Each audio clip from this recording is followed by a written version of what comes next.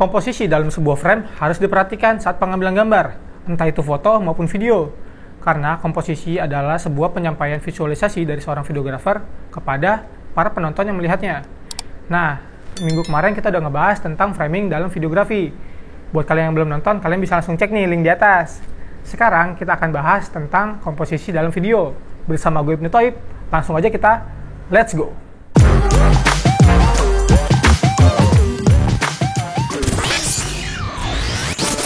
Komposisi itu adalah penempatan elemen dalam sebuah gambar, di mana elemen tersebut saling berkaitan untuk menyampaikan arti dari setiap scene yang dibuat. Coba kalian perhatikan scene ini. Pada scene ini terdapat beberapa elemen, seperti karakter, aksi, tema, situasi, dan kondisi yang disampaikan. Itulah kenapa komposisi harus diperhatikan, agar penyampaiannya berhasil. Emang agak sulit sih untuk mempelajari tekniknya, tapi kita coba breakdown satu persatu ya, agar lebih mudah dipelajari. Yang pertama, poin. Elemen pertama adalah poin, di mana arah penonton tertuju pada scene yang diperlihatkan. Komposisi mengarahkan mata penonton ke focal point atau titik fokus dalam sebuah frame, yang mana sering digunakan pada wide shoot dengan teknik rule of third maupun golden triangle. 2. Lines. Garis menjadi salah satu elemen penting dalam sebuah komposisi, di mana garis vertikal merepresentasikan sebuah ketinggian dan kekuatan, sedangkan garis horizontal merupakan representasi dari jarak dan ketenangan. Ada juga elemen garis diagonal, di mana dapat menambahkan energi pada scene yang dimainkan. Kemudian ada garis curve yang memperindah komposisi. Teknik leading line bisa digunakan seperti dalam scene ini, yang mana garis pada komposisi mempengaruhi mood yang sedang dimainkan. Yang ketiga, shapes. Sebuah bentuk dalam komposisi membuat realita visual, di mana sebuah objek yang masuk frame memiliki bentuk seperti persegi, segitiga, maupun bulat. Sebuah bentuk geometris memberikan kesan rapi dan memuaskan pandangan, di mana bentuk tersebut dapat menunjukkan struktur bangunan yang kita lihat. Yang keempat, tekstur dan pattern. Setiap objek pasti memiliki tekstur, entah itu kasar, halus, dan berpola. Tekstur dapat digunakan untuk memisahkan subjek dengan background, atau juga bisa digunakan untuk menyatukan subjek dan background, tergantung kebutuhan dalam scene tersebut. Sedangkan pattern gak kalah penting dalam sebuah komposisi, karena pola menunjukkan power, harmoni, serta emosi. Nah, tekstur dan pola ini akan membentuk sebuah konektivitas, di mana akan menggiring imajinasi penonton yang menyaksikan. Yang kelima, space.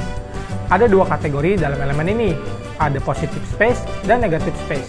Positive space adalah sebuah ruang pada area subjek, sedangkan negative space adalah ruang kosong di sekitarnya.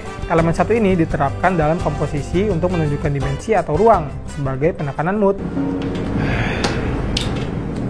Yang keenam, depth. Teknik ini digunakan untuk memperjelas latar yang datar pada scene menjadi lebih luas. Pada dasarnya, elemen ini berfungsi sebagai ilusi pandang antara tiga layer, yaitu foreground, middle ground, dan background. Dengan menggunakan teknik ini akan menambah intensitas dalam sebuah scene. Apaan sih? Orang gue lagi sama aja kok. Aneh banget lu. Yang ketujuh, balance. Saat mengambil gambar, pastikan memperhatikan elemen yang satu ini. Posisi subjek yang balance membuat komposisi sebuah scene semakin terlihat sempurna. Lalu dalam scene ini, apakah terlihat balance?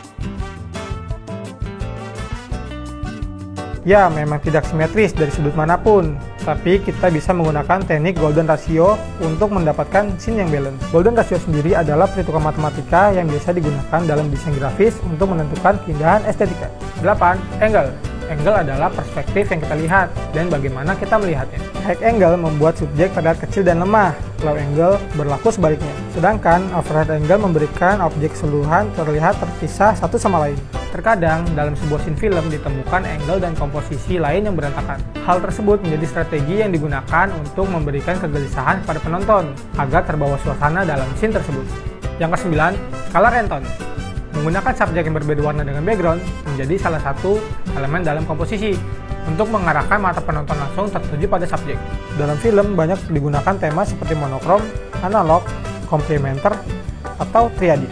Tone pada setiap scene mengacu pada brightness dan kontras yang ditunjukkan. Elemen komposisi ini memberikan fokus subjek yang lebih jelas dan pastinya akan memberikan nuansa yang sesuai dengan warna tersebut. Jadi itu dia pembahasan kita tentang komposisi.